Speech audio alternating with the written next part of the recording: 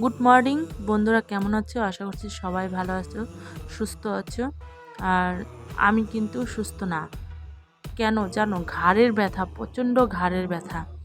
আর এই যে বাবা সকালে বললাম যে বাজার করতে হবে না, আর তাও বাজার থেকে দেখো মাছ নিয়ে আসছে। এই মাছটা হলো রিটা মাছ। আমার কিন্তু ভাজতেও ভয় করছে যে এগুলা মাছ জানো তেলে দিলে কিন্তু, সবাই জানো মেয়েরা, যে হলো তেলে দিলে এই মাছ কিন্তু ফুটে, আর ফুটে ফুটে শরীরে যদি আসে ফুচকা পড়ে যায়। আমি ভাবছি যে তেলে দিয়ে তারপর এখান থেকে চলে যাব, আবার টাইম মতো এসে উল্টিয়ে দিব। তো এই যে মাথাগুলো আগে দিয়ে নিলাম। মাথা পিসটাও দেখো কত মোটা মোটা করে নিয়ে আসছে। বললাম বাবাকে যে এত মোটা মোটা করে কেন নিয়ে আসলেন? বাবা বললো কি, না এগুলা পিচ একটু না মোটা হলে ভালো লাগে না, তেল ছিটকেই তো যাবে। তেল বেরিয়ে গেলে তো আর কি থাকে মাছের মধ্যে? কোনো কিছুই থাকে না। আর এই যে দুটা দেখো কত বড় বড় আলু নিয়ে আসছে, এখানে কিন্তু একটা কাটা হয়েছে, আর এই যে একটা নিয়েছি, এই দুটাকে দিয়েই আমাদের হয়ে যাবে ঝোল। তো এই দেখো মাছ কিভাবে ফুটছে, তেল কিন্তু গোটা ঘরে ছড়িয়ে যাচ্ছে যে ওরে বাবারি। আর এদিকে কিন্তু আমার ভাতটাও কিন্তু হওয়া হওয়া ভাব হয়ে গেছে, মানে হয়েই গেছে প্রায়। নামিয়ে দেবো। আর মাথায় দেখো উল্টিয়ে দিলাম আমি এখন, আস্তে আস্তে উল্টিয়ে দিতে হলো। আর ভয়ও করলো যে মুখে আসবে নাকি, কিন্তু মুখে আসেনি। আর যে ভাজা টাজা আমার কমপ্লিট হয়ে গেছে, আর তেল ছিটকে গোটাও ঘর কি হয়ে গেছে, ছন্নমন্ন হয়ে গেছে। আবার এগুলো তেল উঠাতে হবে। আর এই যে আলু, আর হলো আমি টমেটো দিয়ে নিচ্ছি, একটা টমেটো, বেশি না। ওই আলুর মধ্যে একটা টমেটো দিলে মানে তরকারিটা কালার ভালো হয়, লাল লাল। আর হলুদ দিয়ে দিলাম একটু সামান্য, তেল লবণ তো সব কিছু দিয়ে দিয়েছি আগেই, তোমাদের দেখাতে পারলাম না। আর ঝোলটা একটু মানে ঝোল ঝোল পদনে লাগবে, একটু আঠাবো না। আঠা আঠা করলে কিন্তু এই ঝোল ভালো লাগে না। আর এই দেখো দুই ভাইয়ের কাণ্ড। ওইদিকে আমি রান্না করতে করতে এসে দেখি ওখান থেকে শব্দ পাওয়া যাচ্ছে যে দুই ভাই মারপিট লেগে গেছে। তারপরে এসে দেখো এই যে কী অবস্থা। আর এসেই এই যে আমার তরকারিও প্রায় হয়ে গেছে, বক বক শুরু হয়ে গেছে। মাছটাও আমি দিয়ে দিয়েছি। এ দেখো কত তেল, মানে এই তো তরকারি না তো, এটা খালি হলো তেলের ঝোল। ওই জলের ঝোল বলা যাবে না, তেলের ঝোল বলা যায়। আর এখানে আমি জিরের গুঁড়ো আর হলো এই গরম মশলা নিয়ে নিয়েছি, এটা একটু দিয়ে দেবো এখন। আর আলু টালু সব নামিয়ে গালিয়ে দিয়েছি। আর এদের ঝোলটাও কিন্তু আটা আটা হয়ে গেছে প্রায়, আর বেশি আটাবো না, এমনই রাখবো।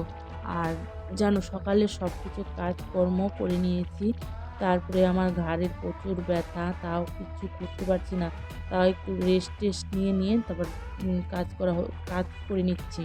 আর এদিকে দেখো এই যে উচ্ছে ভাজছি, আর এই যে মাছের ঝোল আর উচ্ছে ভাজা হয়ে গেছে, ভাত এটুকু করবো, আর কিছু করব না। এখন সবাই আসবে এক এক করে, খেতে দিব। আর এই যে ভাতটাও কিন্তু আমার হয়ে গেছে, সব কিছু হয়ে গেছে, কমপ্লিট করে নিলাম। তারপর খাওয়া দাওয়া শেষ করে আমি চান টান করে তারপর ছাদে চলে আসলাম। আর একটু ঘাড়ের ব্যথা একটু কমছে, ওষুধ খেয়ে নিয়েছিলাম, কর্তামশাই ওষুধ এনে দিয়েছিল, ওষুধটা খেয়ে নিলাম। আর এই যে দেখো আমার লাউয়ের গাছ, মিষ্টি কুমড়া গাছ, কতগুলি গাছ হয়েছে, অনেক গাছ হয়েছে, 7-8টা গাছ হয়েছে। আর এখানে সর্ষা, তারপরে ডাঁটা, কুড়াল কি করেছিল, ডাঁটার বীজ ছিল, বীজগুলো সব এখানে ছড়িয়ে দিয়েছে। আর ডাঁটা গাছ কিন্তু হয়ে গেছে, আর আমার গাছটাও কিন্তু সেই হয়েছে।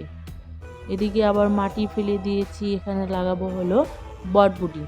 তাই কুনাল কিন্তু এগুলা লাগাইতে খুবই পছন্দ করে। আর ছাদের মধ্যে অনেক দূর থেকে মাটি এনে উপরে যে ফেলবো ওই শক্তি কিন্তু আমার নেই, তাও আনতে হয় বাধ্যগত। এখানে দেখো পাটখড়িগুলো নষ্ট হয়ে গেছে। তারপরে কম্বলটা আমি ধুয়ে দিয়েছিলাম, এই যে কম্বলটাও আমার শুকিয়ে গেছে, এখন নিয়ে যাব আমি সব। আর কম্বল দেখবা কি মানে রোদের মধ্যে কিন্তু সকালে ওই শুকাই, মানে শুকিয়ে যায়। আর যদি একটু হালকা রোদ থাকে ওর মধ্যে কিন্তু শুকালে একটু গন্ধ গন্ধ টাইপ হয়ে যায়। তা সন্ধ্যার সময় কোনার বলল যে মা আজকে আমি চাউমিন খাবো। তো এই যে চাউমিন করার জন্য এখানে আমি আলু কুচিয়ে নিয়েছি, আর গাজর, লঙ্কা, তারপরে পেঁয়াজ। আর চাউমিন কিন্তু এদিকে সিদ্ধ করা হয়ে গেছে, ঝর্ণাও দিয়ে দিয়েছি। আর কড়াইটা বসিয়ে দিয়েছি, কড়াইয়ের মধ্যে এখন তেল দিয়ে সব কিছু এক এক করে ভেজে নেব। আর এক এক করে ভেজে নিলে কিন্তু হয়ে যায়। আর চাউমিন করতে একটু টাইম লাগে, পাস্তা করতে কিন্তু একটু টাইম লাগে না। পাস্তা মানে সিদ্ধ করো, আর পেঁয়াজটা ডিমটা ভেজে পাস্তাটা একটু ভাজো, তারপরে দিয়ে দাও পেঁয়াজ আর ডিম, তা হয়ে গেল। আর চাউমিন কিন্তু একটু ভাজতে হয়, অনেকটা ভাজতে হয়, না হলে একটা গন্ধ হয়, ওই গন্ধতে কিন্তু খাওয়া যায় না। তাহলে এই যে এক এক করে দেখো হলুদ লবণ দিয়ে নিলাম, আর এখানে গাজর আলু একসাথে দিব। গাজরটা একটু ভেজে নিচ্ছি হালকা, তাহলে কাঁচা কাঁচা থাকবে। আর আলুটা দেবো একটু পরেই, একটু পরে না তো এখনই দিয়ে দিচ্ছি, যেন গাজরের সাথে আলু ভাজা সব হয়ে যায়।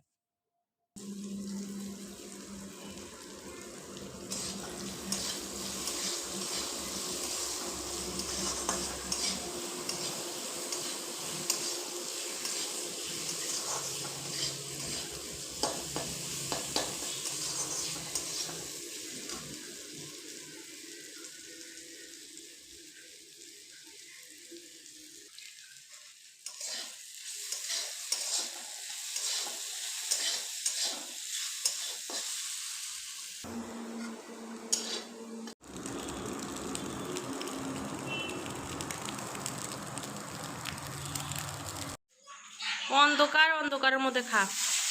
ওটা কুনালের আর বিশালে যে নিয়ে যাও।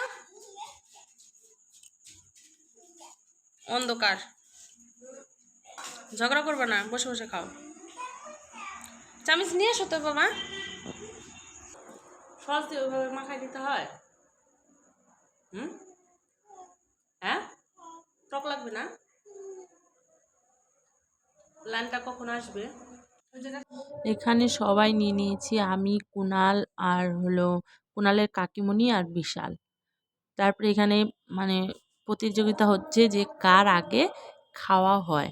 তা কুনাল কিন্তু আগে আগে খাচ্ছে, যে বলছে যে আমার খাওয়া হলে ভালো। আর এদিকে দেখো লাইনটাও চলে গেছে, আর ইনভার্টারি চার্জটাও শেষ। তারপরে আর কুনালের মানে থালের মধ্যে যে লঙ্কা পড়েছে, ও লঙ্কা কিন্তু ওই খায়নি, আর বলছে কি যে আমি লঙ্কা সহ খেয়ে নিয়েছি। তা আবার কাকিমণি বলছে যে তুই একটা লঙ্কা খা তো, খেয়ে দেখি দেখতো কেমন ঝাল না মিষ্টি। বলছে না কাকিমা, কাকিমণি আমার লঙ্কা ঝাল লাগে না, আমার মিষ্টি লাগে। তারপরে আমি একটা লঙ্কা দিলাম ওকে, ওই খেলো, খেয়ে বলছে ও মা ঝাল ঝাল, তো একটু জল দাও জল দাও, দেখো ঝালে কেমন করছে ওই। এখন আমাকে দিয়ে দিবে, যে বলছে যে মা খাও। আমি বলছি না খাবো না, তুমি খাও।